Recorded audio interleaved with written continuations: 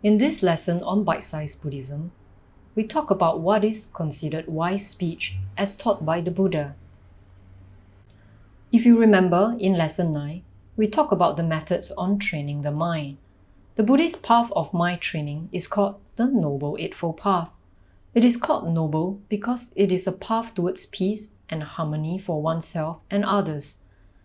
The trainee who takes this path intentionally trains his or her mind to be at peace and to be compassionate on this earth, qualities much needed in our times as it was in the Buddha's time. As we shared in the previous lesson, morality is an experience and not an obligation of life. The hardest practice in the morality group in the Noble Eightfold Path is in developing wise speech.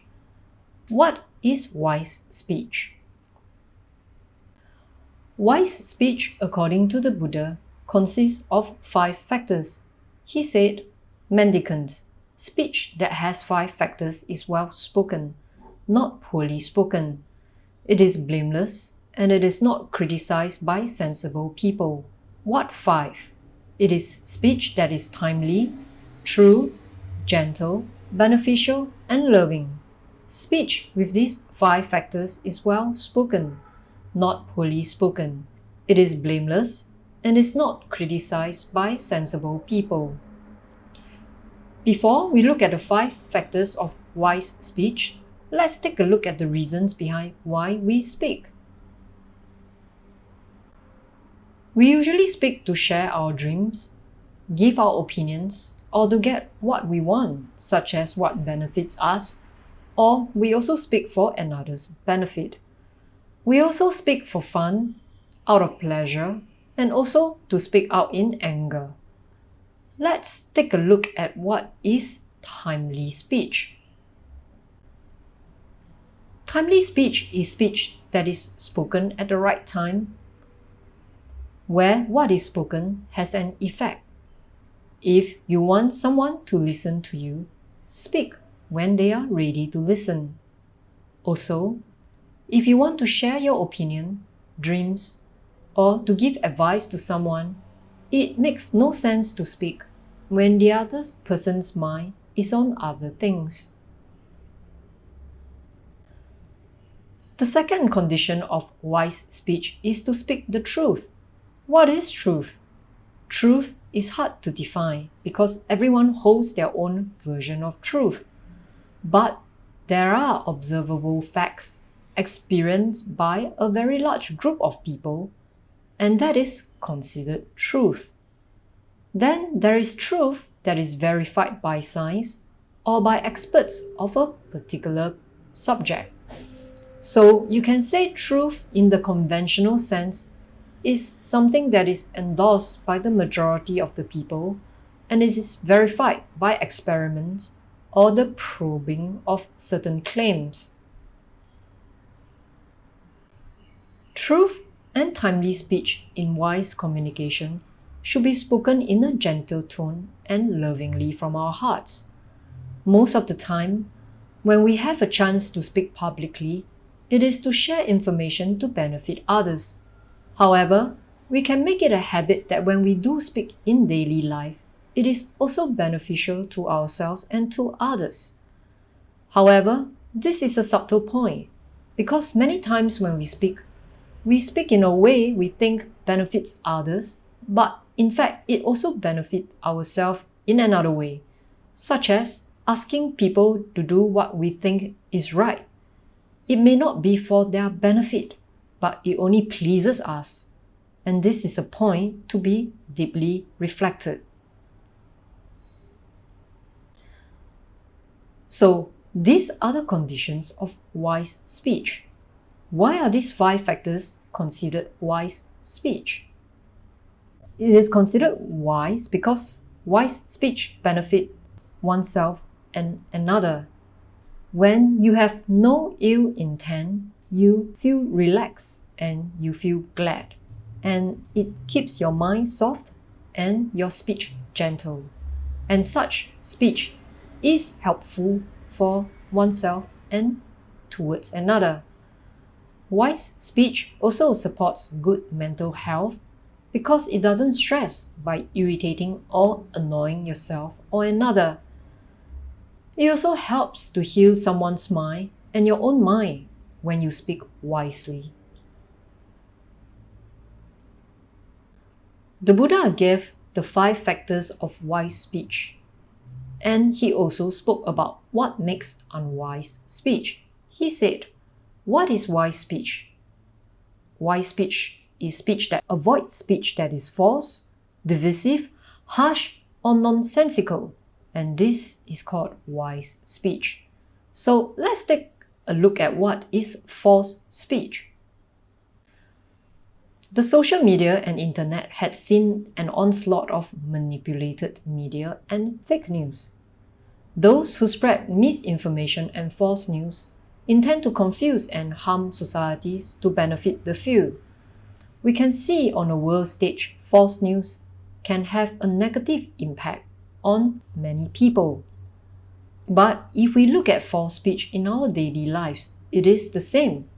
We make false statements to benefit ourselves, and it is not wholesome according to Buddhism, because false speech harms ourselves and others. We can develop guilt from lying, and our lies can bring harm to another beyond our imagination. Unwise speech also includes speech that is intended to divide people. If your intent is to split people who used to be united and close, that is considered unwholesome and unwise. It has no benefit for others, and instead of healing and supporting good mental health, such speech can cause suspicions, fear, and anger. The opposite of a gentle and loving speech is harsh speech. Even if the content of the speech may be considered to benefit another, or intended to benefit another, the tone reveals the irritability of the speaker, which inevitably puts the listener on guard.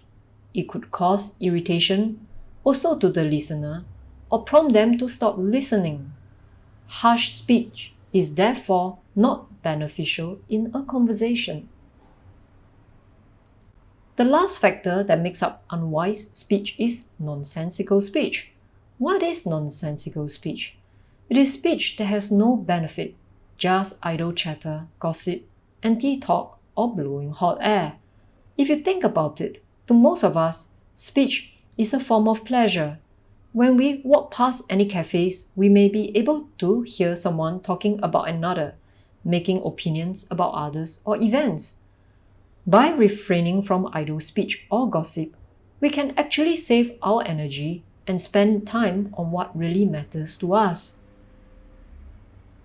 To sum up, wise speech is made up of the 5 factors of truth, timeliness, gentle tone, with an intention of love, and is beneficial to oneself and the other. Unwise speech is false, divisive, harsh, and nonsensical. All of these factors support one another. If you speak false speech, it tends to be divisive, it could be harsh, and because it has no relation to truth, it is considered nonsensical. Take a look at all of these factors and reflect on how often you are engaged in wise speech. To break down on how we can speak wisely as often as we can learn to take a pause before we speak. In the pause, we can look into the intentions we have. Is our intention wholesome or unwholesome? Does it benefit our own mental health and others' well-being? Are we saying something for us to feel good, or will it actually help the other person? How can we put the words together in the content that will bring across what we mean in a truthful way, and express it gently without demeaning another or coming across as commanding another to do what we want? Why is speech an important part of my training? It is important because ultimately how we behave through action and speech reflects who we are. It also reflects how we see the world. If we are aggressive and harsh, it reflects our mind state that thinks the world is aggressive and harsh, and that we need to defend ourselves. If we are rationally optimistic and friendly, it also reflects our mind and how it views the world.